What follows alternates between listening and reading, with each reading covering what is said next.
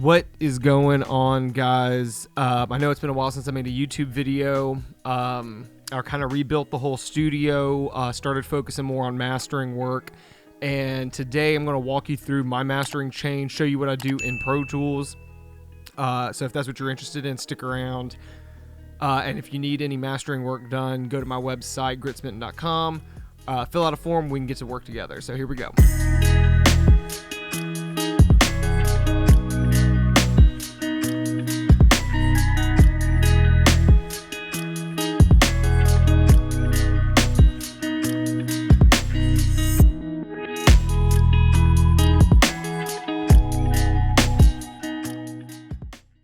All right, so this is just like a random snippet of audio.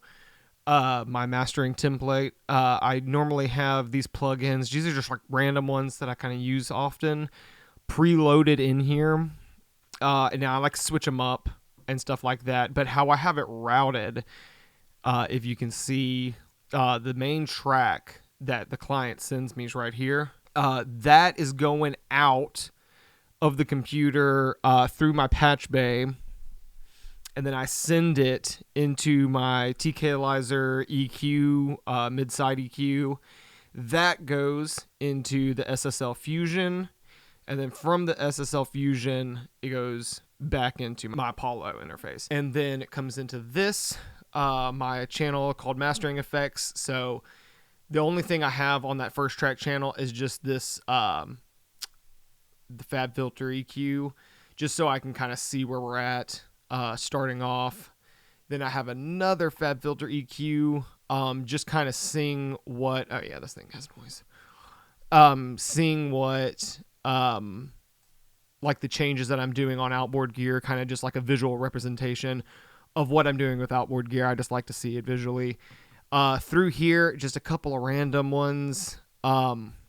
My limiter, I use the Oxford limiter from UAD, and then I always have this Insight plugin on here so I can see where we're at levels-wise. This channel, I always have, this is reserved for my reference track. I always try to pick a really good reference based on the track that the client sends me. Just something to go back and forth on, listen to levels, listen to like genre, like how they EQ in that genre. Just kind of something to base my ears on, because like your ears can get tired after a while when you're just sitting here listening to the same thing over and over. So then you might end up doing more damage to something. For other plugins that I normally have on here, I've been really using this Impact a lot recently, and I'm still not certain what I think of this compressor yet. I've almost never used Slate anymore. Once I switch to UAD plugins, I rarely will put Slate stuff on here. I still have the subscription because every now and then I use Mixrack plugins. This one, Brainworks, I love all their plugins. I use this kind of soloing doing the mono section for like low end cleanup and stuff like that. I'll use this for it. And the soloing section, I love like when you grab a band, like it just immediately goes into solo mode. Like I love that. It's just good for workflow. Like the workflow using their plugins is so smooth.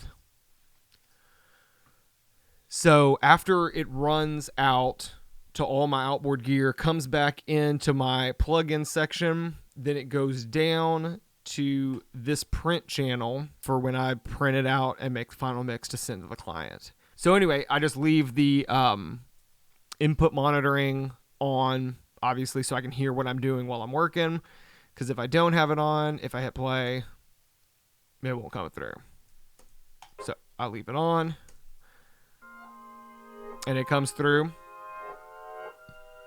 I'm not really going to dive in on like what all the gear does. If you want like me to do some reviews of the SSL Fusion or the TK-Alizer EQ or any of these plugins, just let me know in the comments, and I can do a better dive as far as like mastering different genres goes with it. This is probably my favorite piece of gear. My favorite new piece of gear is the Fusion. Apollo plugins, I'm still finding what works best in my workflow with them, but I will say a lot of the other stuff that I do, drumming, live streaming, stuff like that, the Apollo has just been perfect for. With other interfaces like Focusrite and stuff like that, the latency was just crazy. And yeah, for my speaker setup, I'll show you.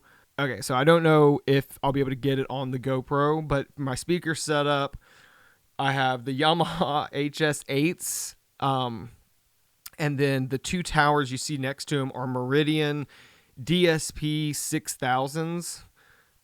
Just super amazing, clean response speakers. Basically, the way that I have them leveled together, if it sounds good in this setup, it'll sound good everywhere else. I've never had a track that sounded good in my room that I took to any reference area like a car, phone, laptop that sounded bad.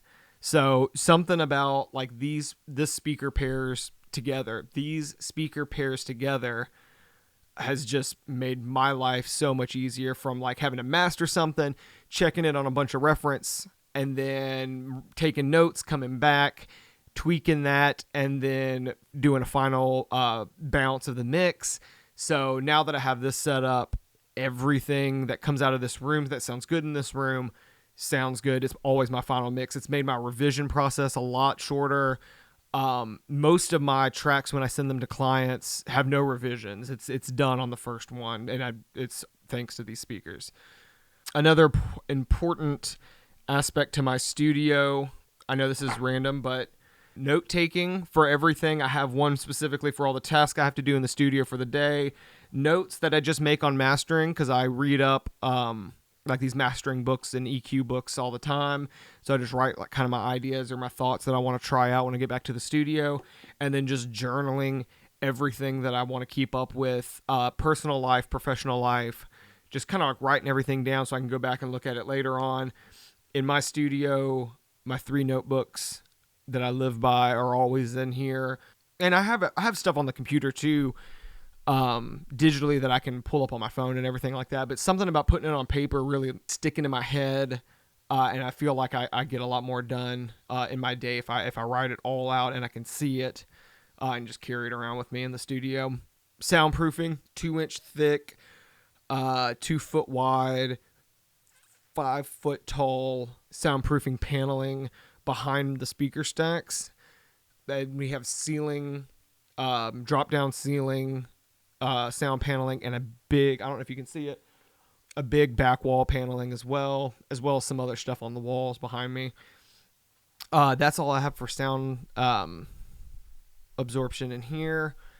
But really nothing has stood out to me to fix about that. I kind of got really concerned about making sure the sound quality was right and kind of getting in my head about the acoustic treatment, but so far so good on all that. I mean, like the basics, like, get a good system, get a good speaker system, make sure you're working with good clean mixes. And I've used the bare minimum, and the mastering room is a pretty small room too. So that was concerning, but it's all worked out. Like I said, I mean, things that sound good in here to my ears will sound good anywhere else. So like the treatment hasn't really held me back on that end. That's basically the quick version of my whole mastering setup in my studio here.